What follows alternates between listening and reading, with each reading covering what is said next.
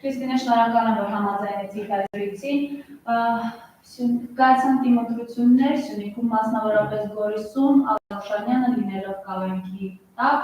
ջախջախի հաղթանակ կրավ իշխող ուժի նկատմամբ, տեսանք ոստիկանական ինչ ուժեր էին կուտակված Սյունիքում, տեսանք թե ինչպես էին հենց ընտրության օրը ուղղակի Ալաշանյան դաշինքի շտաբը խուզարկություն իրականացնում ոստիկանները, տեսանք հենց տեղում, որ նկատվող քրեական գործ հարուցեցին, այսինքն անասելի ճնշումներ, բայց այս ճնշումները չընկրկեցի Սյունեցուն, Սյունեցին չնահանջեց, Գորիսեցին չնահանջեց և արեց իր ընտրությունը։ Խնդրեմ ձեր դիտարկումները Ալաշանյանի հաղթանակի հետ կապված, համեցեք։ Շնորհակալություն հնարավորության համար։ Այո, երևի Հայաստանի Հանրապետության ներքաղաքական ամենակարևոր թեման դիմընտրություններն են ու արդեն իսկ տեղի ունեցած ընտրություններից մենք մի քանի արձանագրում, շատ կարևոր իրականում արձանագրումներ կարող ենք անել։ Նախ առաջին արձանագրումը, որը պիտի ուղղվի վերաբերի բոլոր այն մարդկանց, բոլոր այն նախկին քաղաքասարակության ներկայացուցիչներին, ովքեր պնդում են, որ անկախ ամեն ինչից Հայաստանը բռնել է ժողովրդավարության ճանապարհը ու ճանապարհին անգամ ինչ-որ զոհողություններ կարելի անել, որովհետև Հայաստանում տեղի ունենում ժողովրդավարության անշրջելի ինչ-որ գործընթաց, ասում եմ ինչ-որ, որովհետև ուզում եմ նայել այդ մարդկանց ու հարցնել, որտեղ է այդ ժողովրդավարությունը, ես էլ եմ ուզում տեսնել ձեր ժողովրդավարությունը, որը դուք տենց տեսնում եք ու այդքան գովերգում եք, ուզում եմ հարցնել, ինչ դուք կանեիք, եթե Հայաստանի որևէ նախկին իշխանություն աներ այն ամեն ինչ, որ անում է հիմիկվա այս իշխանությունը, այսինքն երբ եք տեսել, որ Հայաստանի Հանրապետությունում ժողովրդի կողմից ընդգրկված падգամավորները կլինեն կալանքի տակ, երբ եք տեսել, երբ որ քաղաքապետի թեկնածուն փաստացին որն է բանտարկված վիճակից հաղթի մասնակցի ընտրություններին, ընտրության օրը ներխուժեն շտաբեր, ամեն տեսակ ճնշումներ, ամեն տեսակ փռեն ասֆալտին, ծեփեն պատերին, բառյա բուն իմաստով, մենք իսկապես դրա տեսանյութեր ունենք, ստիպեն, որ Կաշառք Բաժանյան սոցիալական աջակցություն անվան տակել, բայց ես հիմա խոսում եմ այն ճնշումների նկատմամբ, որոնք գործադրվում են սահմանամերձ Սյունիքում այս պայմաններում Սյունիքի բնակչին տանեն կնոջը, տանեն ոստիկանական բաժանմունք ու ստիպեն բողոք գրել սեփական քաղաքապետի դիմաց ու այս ամենի առջև մեր քաղաքասարակությունը, չակերտավոր քաղաքասարակությունը, որտեղ իրենք ապացուցում են երբեք էլ չեն եղել քաղաքասարակություն, փակի իր աչքերը ու ասի ժողովրդավարական գործընթաց է տեղի ունենում։ Ուրեմն առաջին արձանագրումը իշխանությունը շարունակում է ոչ թե քայլերով, այլ թռիչքներով ու լոնքերով նահանջել ժողովրդավարությունից ու Հայաստանում շատ ավելի վատ է ժողովրդավարության վիճակը, քան միջև այս մարդկանց գալը։ Սա առաջի արձանագրում։ Ու չնայած դրան, երկրորդ կարևոր արձանագրումը այս իշխանությունը փորձելու է ամեն ձև այս ընտրությունների իրենց պարտությունը ու ֆիասկոն բացատրել ու ներկայացնել որպես ժողովրդավարության հաղթանակ, որ իրենք այնքան ժողովրդավար են, որ կարող են ընդունել նաև այսպիսի արդյունք։ Ոչ, իրենք պարզապես տապալվել են, իրենք արել են ամեն ինչ, որ այսպիսի արդյունք մենք չունենանք, իրենք դրա համար չեն խորշել կիրառել բոլոր միջոցները, այդ թվում անօրինական, բայց մարդիկ գնացել են անգամ այդպիսի ճնշումների դեպքում արտահայտել են իրենց կարծիքը ու փաստացի իրենց վերաբերմունքը։ Գորիսում տեղի ունեցած ընտրությունը պետք է առանձնացնել մնացածից։ Իրենց քվեով մարդիկ փաստացի պատասխանել են այն մեղադրանքներին, որը ներկայացված էր Արուշ Արուշանյանին։ Ու այդքան ճնշումներից հետո ես ուզում եմ ընդգծել, որովհետև պատկերացրեք Սյունիքի այս անվտանգային ճգնաժամի ժամանակ անգամ մարդկանց կանչել են ոստիկանական բաժանմունքներ ստիպել ժամերով պահել կին տղամարդ ու ստիպել բողոք գրել իրենց քաղաքապետի դեմ։ Ու սրանից հետո մարդիկ գնացել քվեարկել են։ Սա երկրորդ արձանագրումը, իշխանությունը չնայած կիրառած բոլոր ճնշումներին, բոլոր անօրինականություններին, ջախջախիչ պարտություն է տանում, հետևաբար սա ցույց է տալիս, որ երկրում ոչ միայն ցավոք սրտի ճգնաժամը չի հանգուցալուծվել, այլ մարդիկ դեռևս չեն կորցրել մենք այդ ռեսուրսը, որը կա, դիմադրության ռեսուրսը, որը կա, մարդիկ անգամ այս անմարդկային պայմաններում գնացել իրենց կամքը արտահայտվել են։ Եվ երրորդ արձանագրումը, որ օրինակ ես ինքս իմ համար արել եմ, Հայաստանում չկա քաղաքացիական պայմանագիր ուժ։ Հայաստանում կա Նիկոլ Փաշինյան, որը մարդկանց այո կարողանում է դեռ խաբել, մարդկանց ինչ որ քանակի, բայց այդ խաբելու քանակն էլ ինքը գիտի, որ անվերջ չէ, ամեն անգամ շատ ավելի քիչ թվով է կարողանում խաբել մարդկանց, դահացության տալիս նաև անգամ իրենց այդ պաշտոնական իմ խորին վստահությամբ ոչ ճիշտ տվյալները, բայց իրենք էլ դա շատ լավ գիտեն ու գիտեն, որ այս խաբելու գործընթաց իրենք անվերջ չեն կարողանում դա փաստացի, որտեղ Նիկոլ Փաշինյանը իր դեմքով չի գնում եւ չի բանանում, այսպես առաջի պլանում չի հայտնվում ու այդ իր պոպուլիզմով չի կարողանում մարդկանց խաբել, մենք ունենում ենք մոտավորապես այսպիսի տվյալներ։ Իհարկե մյուս համայնքներում մենք կլինեն համայնքներ, որտեղ իրենք կհաղթեն, որտեղ վարչական ռեսուրսի նույն անմարդկային կիրառումը կտեսնենք ու մի քիչ ավելի փոքր դիմադրություն, բայց այս արձանագրումները կարծում եմ արդեն այս մի քանի ընտրություններից կարող են կանել, շատ կարևոր է նաև Կապան համայնքի ընտրությունները ու այստեղ էլ մարդիկ ու նայում են իրականում շատ բան էլ չկա ասելու։ Մարդիկ տեսել են իրենց քաղաքապետին, տեսել են քաղաքապետերին, տեսել են իրենք ինչպես են պաշտպանում իրենց համայնքը, տեսել են այն գործը, որոնք անում են այդ մարդիկ, իրենց նվիրվածությունը ու մարդիկ կատարել են շատ բնական ընտրություն Գորիսի դեպքում։ Քրիստինե, տեսեք, ըստ էության Ազգային ժողովի նոր ձևավորված խորհրդարանի առաջին նիստին դուք բանդանված քաղաքապետերի նկարներով, շապիկներով գնացիք խորհրդարան, այսպես արտահայտելով ձեր բողոքի ձայնը, պահանջելով նրանց անհական ազատ արձակել։ Եվ ըստ էության շատերի դիտարկում, շատերի գտնում դրանով սահմանափակվեց ձեր բողոքի ձայնը բարձրացնելը բանդանված քաղաքապետերի համար։ Շատերը պնդում են, որ պետք է ամեն օր, ամեն ժամ գործող իշխանությանը բոլոր հնարավոր լծակներով հիշեցնենք, որ իրենք հակասահմանադրական քայլերով, ինչպես Հայաստան դաշնքի ղեկավար Ռոբերտ Քոչարյանն էր ասում, ձեր պատգամավորների փաստացի 10%-ը կամքի տակ են։ Այսինքն, սա նախադեպ է նաև դուք ձեր խոսքից սկզբում ասացիք, ժողովրդի կողմից ընտրված պատգամավորները կամքի տակ են գտնվում։ Ինչու այսպես շարունակական չի լինում ձեր պայքարը, ինչու ամեն պահի չեք բացատրում դրա մասին, համեցեք։ Շատ կարևոր հարց իրականում, որին կուզենամ իսկապես անկեղծ եւ մանրամասն պատասխանել։ Հիմա այստեղ որ ունենք նկարները, իմ գործընկերների, կարելի ասել ընկերների նկարներն են, ովքեր այո ապօրինաբար գտնվում են կալանքի տակ ու գտնվում են միայն նրա իրենց քաղաքական դիրքորոշման համար, միայն նրա համար, որ համաձայն չեն Հայաստանի դեմ վարվող, Հայաստանի փաստացի իշխանությունների վարվող հակահայկական քաղաքականությանը։ Ինչու ամեն օր այս մարդկանց համար տեղի չեն ունենում ակցիաներ, ու ընդդիմությունը ինչու ամեն օր չի նախաձեռնում։ Գիտեք, եթե մենք ունենայինք 2020-ի նախորդող իրականությունը, մենք երևի այդպիսի շռայլություն կկարողանայինք մեզ թույլ տալ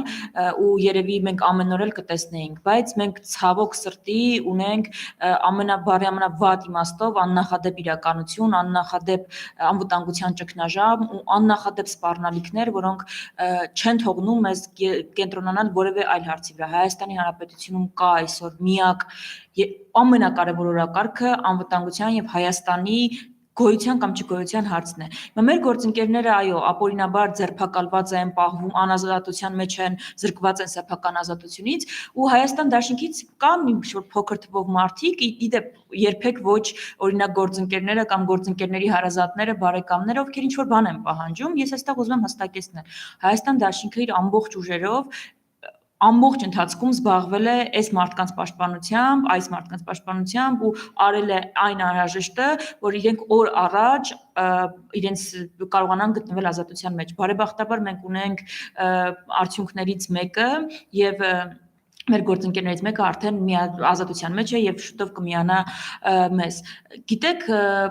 այս ընդդիմությունը տարբերվում է ոչ միայն նախորդ ընդդիմություններից, այլ նաև ցավոք ներկայ իշխանություններից իր ոչ պոպուլիստական լինելով եւ շատ ավելի լավ պատկերացնելով Հայաստանի հանդեպ ծառացած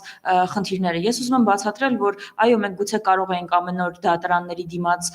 հավաքվել ինչ-որ թվով մարդկանցով եւ բարձրացնել այս հարցը, բայց ես ուզում եմ միասին հասկանանք Հայաստանի ինչ վիճակում է գտնվում եւ արդյոք որևէ այլ հարցի բարձրացում, քան Հայաստանի ներկա անվտանգային հարցերն են, չի դառնում օրակարգից շեղում։ Չէ՞ որ նրանք այն մարդիկ են, ովքեր գոնե համայնքապետերը այն մարդիկ են, ովքեր բարևի իմաստով Սյունիքն են կանում։ Այսինքն իրենք այսօր բանտարկված են նաև նրա համար, որ ուղղակի ասել են մենք զենքով մեր հայրենիքը պահպանենք, Ես երբեք չեմ խոսում այս մարդկանց կամ չպաշտպանելու կամ չաջակցելու համար, բայց մեր բոլոր հետևորդներին ու մոտ տպավորություն է ստեղծվել, որ ընդդիմությունը չի պաշտպանում սեփական թեկնածուներին անգամ կամ համակիրներին ու եթե այդպիսի տպավորություն է ստեղծում, ես միայն ուզում եմ փոխանցել, որ ամբողջ ընթացքում ոչ միայն պաշտպանել, այլ հնարավոր ամեն ինչ արել է, որ իրենք օր առաջ հայտնվեն ազատության մեջ, դրա արդյունքները արդեն ունենք, բայց այո, դա չի վերածվել պոպուլիստական ինչ-որ բան ցույց տալու, որտեղ կարիք չունենք մենք ցույց տալու իրականում, որ մեր ընկերներին պաշտպանում ենք, որովհետև ավելի կարևոր հարցեր կան իսկապես հիմա Հայաստանում, այս մարդիկ էլ բոլոր նրանք, ովքեր Հայաստան դաշինքի ցանկում են, բոլոր այն մարդիկ եղել, հիմա կան, ովքեր պատգամավորներ են, գիտեն ինչ ճանապարհ են բռնել եւ գիտեն ինչ իշխանության դեմ են դուրս եկել, գիտեն, որ այդ մարդիկ չեն խորշելու ամենաանօրինական հնարքները կիրառելուց։ Դրա համար սա մի ճանապարհ է, որը մենք գիտակցված բռնել ենք եւ գիտակցված անցնում ենք։ Գիտեք, անգամ շատ հաճախ մեր ընտանիքի անդամներին ստիպված ենք լինում զգուշացնել, նախազգուշացնել, որ հնարավոր են ամենատարբեր անօրինական որևէ աղերս մեզ հետ չունեցող դեպքեր ու մարդիկ պիտի պատրաստ լինեն դրան։ Ցավոք Հայաստանը հիմա այդ խաղաղ օրինական սոլիդ ցիվիլ իրականությունում չի, որը մինչև 2018-ն էր եւ օրինակ երբ մեկին մի քիչ բռնի բերման ենթարկելու պատճառով կարելի էր բան անել, աղմուկ բարձրացնել եւ հասնել այդ հարցի լուծմանը։ Ոչ միայն այս մարդիկ, մենք անդադ խոսում ենք պատգամավոր կամ քաղաքապետ բանի մասին, հանգամանք ունեցող պաշտոնյաների մասին, բայց օրինակ իմ 40 ընկերներ դաշնակցական, 40 ընկերների շուրջ 40 ընկերների վրա ամենատարբեր քրեական գործերն են հարուցված։ Մարդկանց բերման են ենթարկում բարձրախոսով խոսելու համար, մարդկանց բերման են ենթարկում մի քանի տեսախցիկների առջև հարցազրույց տալուց, որովհետև չգիտեմ ինչու, իսկապես չգիտեմ, որևէ տրամաբանական սահմաններում չի տեղադրվում։ Բա ինչ ասեն մեր այն հարյուրավոր համակիրները, ովքեր որևէ պաշտոնյա չեն ու նկատմամբ ամեն օր աշխատավայրերում ճնշումներ են, ովքեր աշխատանքից արդեն ազատվել են պարզապես մեր համակիրը լինելու համար։ Այո, այսպիսի մթնոլորտում ենք ապրում եւ մենք շատ լավ իմացել ենք ուր ենք գնում ու ինչի կարող է հանգեցնել այդ ամեն ինչը, բայց մենք էլ այդ պարտականությունն ունենք դիմադրելու։ Գիտեք, երբ խոսում ենք հայրենիքը վտանգի մեջ է, հայրենիքը պետք է փրկել, այդ անձնական բաները մի քիչ կողք են դրվում։ Հիմա էլի որ հարցին ամբողջական պատասխանեմ, Հայաստանում կա մեկ ամենակարևոր, ուշադրության ակարիք ունեցող օրակարգ, դա Հայաստանի գոյության, չգոյության, Հայաստանի անվտանգության օրակարգն է, ու ես կարծում եմ մեր գործընկերների հետ էլ եթե դուք խոսեք, հուսամ շուտով բոլոր ազատության մեջ կլինեն ու կարողանանք այստեղ հյուրընկալել, իրենք էլ կասեն, որ իրենց պաշտպանության համար որևէ հրապարակային բան կամ կարիքը չկա, եթե որևէ մեկը հիմա ուզում է որևէ դրական բան անել Հայաստանի համար, դա նպաստել ներկա իշխանությունների վարվող քաղաքականության նկատմամբ դիմադրության շարժման ձևավորմանը։ Դուք ինքդ արձանագրեցիք, որ գործ ունեք սանձարցակ իշխանության հետ, որը բոլոր գծերը հատում է եւ անում է այն, ինչ ուզում է եւ դեռ անելու է։ Ընդդիմությունը ինչ պետք է անի։ Ինչպես դիմադրել, դուք հասկանում եք, չէ՞, որ շատ են ուղղակի ասում են, որ խորհրդարանում այս իշխանությունն են այդ հարթակում չեք կարող պայքարել։ Հայաստան դաշինքի չկան մարդիկ, ովքեր կարծում են, որ այս ստեղծված էլի եմ կրկնում աննախադեպ ճգնաժամը կարելի է հաղթահարել խորհրդարանով, դա արձանագրում է, որը բոլորի մոտ կա։ Խորհրդարանը պայքարի գործիքներից մեկն է, որը մենք փորձում ենք հնարավորինս արդյունավետ եւ հնարավորինս ամբողջականորեն օգտագործել։ Մյուս մասը, ինչպես պայքարել ներկա իշխանությունների դեմ, որևէ մեկը մեր մոտ էլ եմ կրկնում չկա, ով գիտի, որ օրինակ ինչ-որ ելույթով կամ ինչ-որ բառեր օգտագործելով կամ որևէ տեսակ փաստ բերելով կկարողանա այս իշխանության սանձարձակության վերջը տալ կամ ընդհանրապես այս իշխանության վերջը տալ։ Պարզ է, որ իշխանությունը օրինակ շատ տարական բան ասեմ, այս արդեն լկտիության սահմանը անցած, ձեռքերին ազատություն տված, իր սեփական արարքների համար հաշիվ չտվող իշխանությունը շատ խելոք, թրջված մկան նման գալու է, կանգնելու է ամբիոնի մոտ, շատ հնազանդ պատասխանելու է հարցերին, երբ որ օրինակ պայմանականորեն Բաղրամյան պողոտայում լինեն մարդիկ, ովքեր իրենց գնահատականն են տալու գործող իշխող թիմին, այսինքն միայն հանրային ճնշումն է ունակ այս իշխանություններին վերադարձնել իրականություն եւ ի վերջո լուծել այս իշխանությունների հարցը։ Այս գնահատականը բոլորի մոտ կա։ Խնդիրը այդ հանրային ճնշման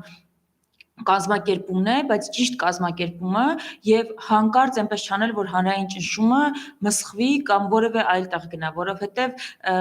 հիասթափության նոր ալիքին մարդիկ ել չեն դիմանա։ Իսկ հիմա չեք պատերում հիասթափությունից մարդկանց։ Մարդկանց հիասթափությունը իհարկե կա եւ պետք է հատկապես մեր համակիրների շրջանակում դրա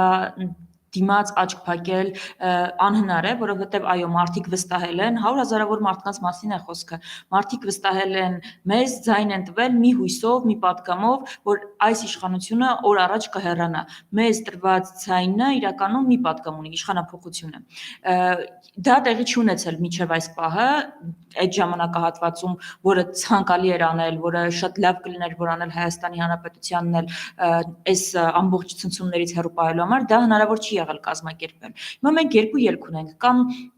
պիտի նեղանանք մենք ինքներս, կամ չգիտեմ, այսպես բան անենք, նեղանանք մեզնից, մեր ընտրողներից ու հիասթափված թևերը ներքևիչեցնելով ասենք, որ դե չստացվեց մեզ մոտ, գնացինք մենք, կամ էլ կռիվ տալ։ Ես ընտրում եմ այդ երկրորդ տարբերակը։ Այն մեկը, այն մի տարբերակը, ինչքան էլ շատ ավելի հաճելի է, հավատացեք անձնապես մեր բոլորի համար, այդ թվացial պատվով դուրս գալը, դե չստացվեց, ժողովուրդը մեզ ձայն տվեց, բայց անհրաժեշտ թվով ձայները չտվեց, կներեք, մեր մոտ չստացվեց, գնացինք, շատ ավելի հանգիստ կյանքով կարելի է կլիներ այդ դեպքում ապրել, շատ ավելի հեռու եւ մեղադրանքներից եւ պատասխանատվությունից եւ այս ամեն ինչից, բայց իրականում հիմա եւ որևէ այլ պարագայում երևի հենց այդպես էլ շատերը կվարվեին, բայց հիմա Հայաստանի, եթե ասում ենք, որ լինելիության հարցն է, ուրեմն հարց է առաջանում, արդյոք յուրաքանչյուրը ով այդպես է ասում, միջև վերջ անում է այն, ինչ իրենից կախված է եւ կա պատրաստ է օգտագործել իր բոլոր գործիքակազմը։ Շատերի դիտարկման դուք պարզապես հրաժարվեցիք կամ հանձնեցիք, այսպես կարող ասել, Արմեն Չարչյանին, դրա համար որ իշխանությունը տպավորություն ունի կարող յուրաքանչյուրին կալանավորել, յուրաքանչյուրին բանտարկել, յուրաքանչյուրին գերեցնել։ Հանձնեցինք Արմեն Չարչյանին, գիտեք, կարող է մարդկանց մոտ ես էլի եմ կրկնում, մեզ վստահել են 100,000-ավոր մարդիկ ու վստահել են փրկության հույսով, ու այդ փրկությունը դեռևս չի եղել, ու այդ մարդիկ իսկապես այնքան կոտրված են, որ ես իրենց Ձայնը իբր իշխանություն լինելու համար, ոչ թե Այո, բայց էլի եմ ասում, այդ ժամանակամիջոցում դա չստացվեց, ուրեմն երկու տարբերակ էր մնում, կամ արձանագրել, որ չստացվեց ու չշարունակել պայքարը, կամ արձանագրել, որ չհասանք այնտեղ, որտեղ պետք էր հասնել, բայց պայքարը պիտի շարունակվի։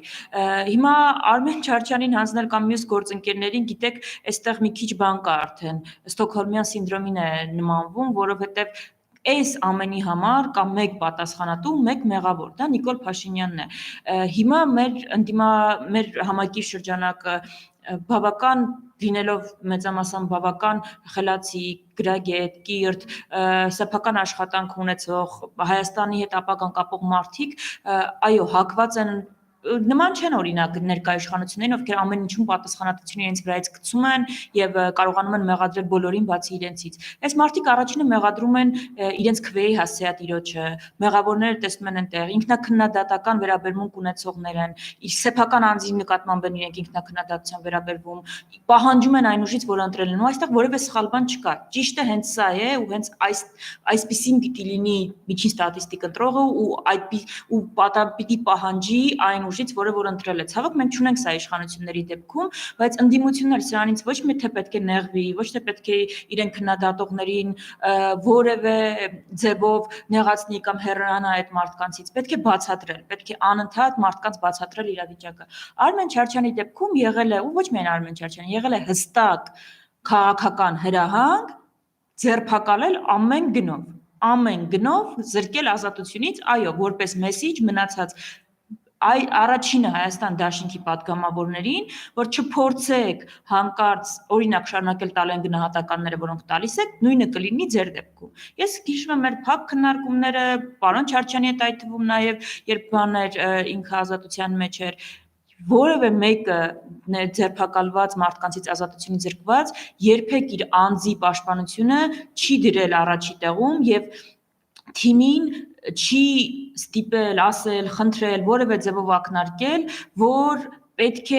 օրինակ զբաղվել այդ մարդկանց պաշտպանությամբ հրապարակային նկատմամբ օրինակ ակցիաներ այդ բոլոր մարդիկ ես էլ եմ խնդրում որ իրենց անպայման հրավիրեք եւ իրենք առիթ ունենան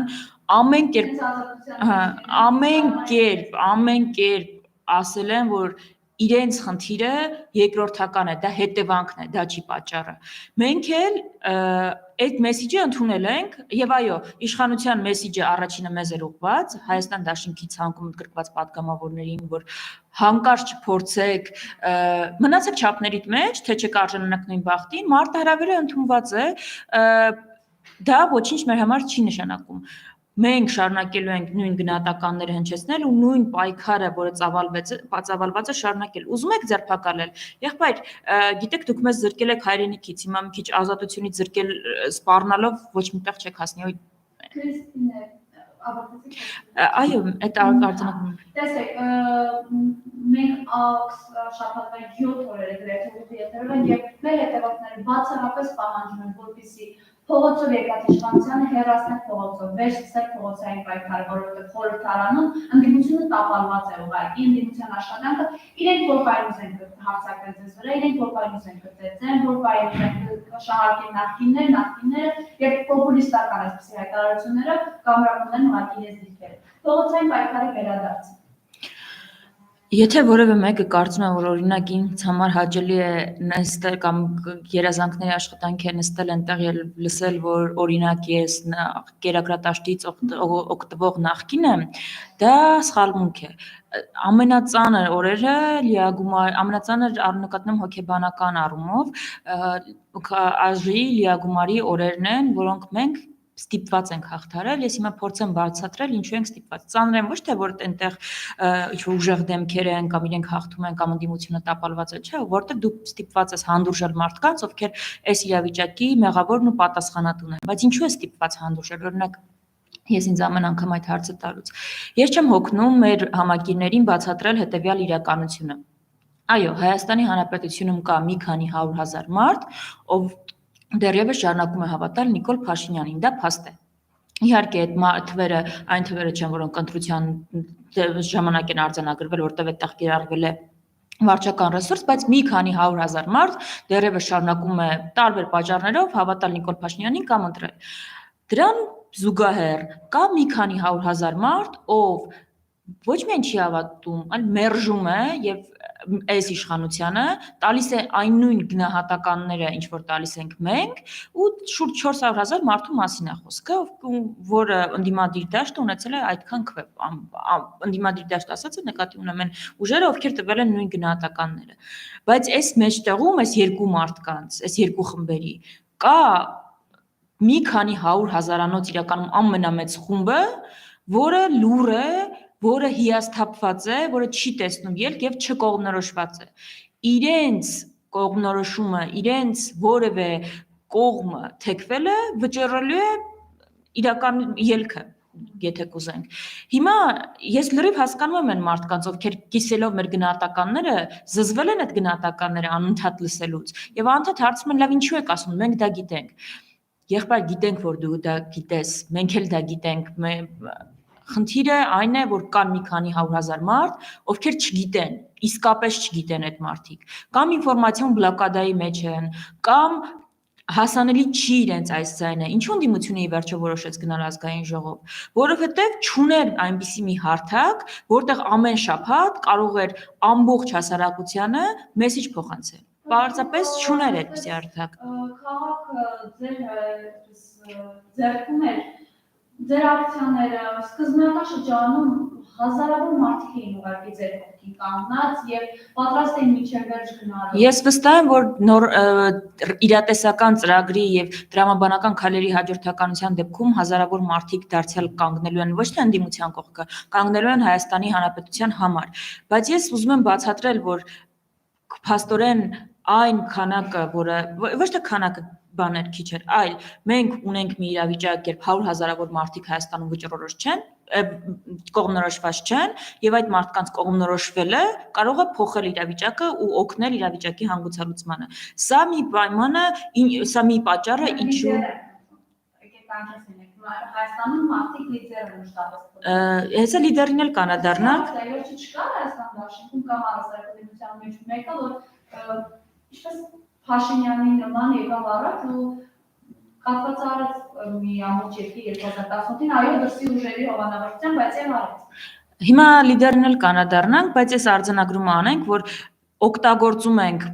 ամեն հարթակ փորձում ենք օգտագործել այս տեսակետը, որը կիսում են այո 100,000-ավոր մարդիկ, այդ թվում է ձայն տվածները, այլ մարդկանց տեղ հասցնելու համար բացառապես դրա համար է օգտագործվում ազգային ժողովը։ Ազգային ժողովը գործիքներից մեկն է։ Մի մոլորություն էլ նրա մեջ է, որ մարդիկ կարծում են, քանի որ ազգային ժողովում ես, դա բացառում է, որ փողոցում կլինես։ Դա ոչ թե բացառում է, այլ շատ այլ գրագետ ծրագրի, ճիշտ ծրագրի դեպքում դա միմյանց փոխ լրացնելու է։ Ուղղակի մարդկանց մի խմբի մոտ բան է առաջացել, որ օրինակ եթե մանդատները վայր դրվեն կստեղծվի ճգնաժամ, կամ չգիտեմ,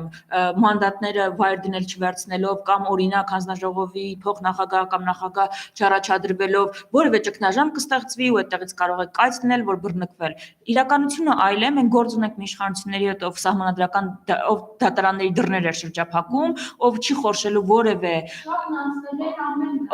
խորշելու որևէ անօրինական միջոցի դիմել սեփական իշխանությունը պահելու համար, հետևապես այդ որևէ գործիքակազմից հրաժարվելը իմ խորին համոզմամբ պարզապես հիմարություն է, պետք է օգտագործել բոլոր գործիքակազմերը։ Անդրադառնանք պայքարին։ Փողոցային պայքարն էլ պայքարի ձևերից մեկն է ու վստահ արդեն ասացի, որ միայն հանրային ճնշումով եմ ես ինքս եւ իմ գործընկերները պատկերացնում այս իշխանության ավարտին մոտեցնելը ու այդ հանրային դժգոհությունը կազմակերպելը այո, առաջին հերթին ընդդիմության գործն է։ Եթե ինձ հարցնեն ինչ պետք է պահանջել ընդդիմությունից, ոչ թե քաղբանտարկյալների համար ակցիաներ, ոչ թե որևէ այլ թեմայով, չգիտեմ, բարեփոխումներ կամ բան այս իշխանությունների բարակամ, հանրային դժգոհության ձևավորումը, կազմակերպումը եւ այդ ալիքի կազմակերպումը, որը պիտի բերի այս իշխանությունների օր առաջ հեռացմանը իշխանությունից։ Դրա համար է, բայց ելի եմ կրկնում, որ սխալվելու իրավունք այս պարագայում չունենք։ Էլի այս ընդդիմությունը չի կարող այդքան անպատասխանատու գտնվել, որ մարդկանց հանի փողոց պարզապես որ քննադատության չի ենթարկվի, ասի սկսում ենք փողոցային պայքար, ես ձեզ վստահեցնում մի քանի հազար մարդ ամեն դեպքում այսօր էլ կգա, չնայած հիասթափության այդ մեծ ալիքին, որ կա մարդկանց մեջ։ Հանի փողոց ինչ որ բան անի պարզապես քննադատության չի ենթարկվելու համար ու հետո ասի դա չստացվեց։ Ծրագիր, որը գուցե ժամանակ է անհրաժեշտ, բայց ընդդիմությունն պետքա ընդդիմությունից պետքա պահանջել իմ կարծիքով ոչ թե կտրուկ, ոչ թե բիրտ, որևէ բան, այլ արդյունավետ եւ կոնկրետ տեղ տանող ծրագիր։ Որ ժամանակն է կորսվում, դա փաստ է, եւ որ մենք քիչ ժամանակ ունենք կամ որ եկեք այսպես ձևակերպենք, որ այս հարցին էլ պատասխանենք։ Որքան այս իշխանությունը շատ է մնում Հայաստանի Հանրապետության ղեկավարության ղեկին, այնքան մենք հնարավորություններ ենք կորցնում, այնքան նվազում է մեր հնարավորությունը ոտքի կանգնելու։ Բայց ես ուզում եմ մի հատ էլ այսպիսի հարց տալ. իսկ ինչ կլինի, եթե ոչ ճիշտ, ոչ արդյունավետ ծրագրով ընդդիմությունը կամ որևէ մեկը մսխի հանկարծ հանրային դժգոհության այս ալիքն է։ Մենք զրկվելու ենք շատ ավելի շատից։ Մենք զրկվելու ենք իմ պատկերացմամբ երկարատև հեռանկարում այս իշխանությանը փոխելու հնարավորությունից։ Հետևաբար հարցը այսպես է դրված. այո, մենք մտել ենք մի ականապատ դաշտ, որտեղ ամեն քայլ աջ ձախը պայթյուն է առաջացնելու։ Այսպիսի պայմաններում է, որ ընդդիմությունը ստիպված է աշխատել, ես ամենևին չեմ բողոքում, ի տարբերություն իշխանության, պարզապես կա այդ պատասխանատվության զգացումը եւ այդ գիտակցումը, որ սխալվելու իրավունք մենք չունենք։ Շնորհակալություն Քրիստինե, շնորհակալ եմ, որ համաձայնեցիք։ Ես եմ շնորհակալ։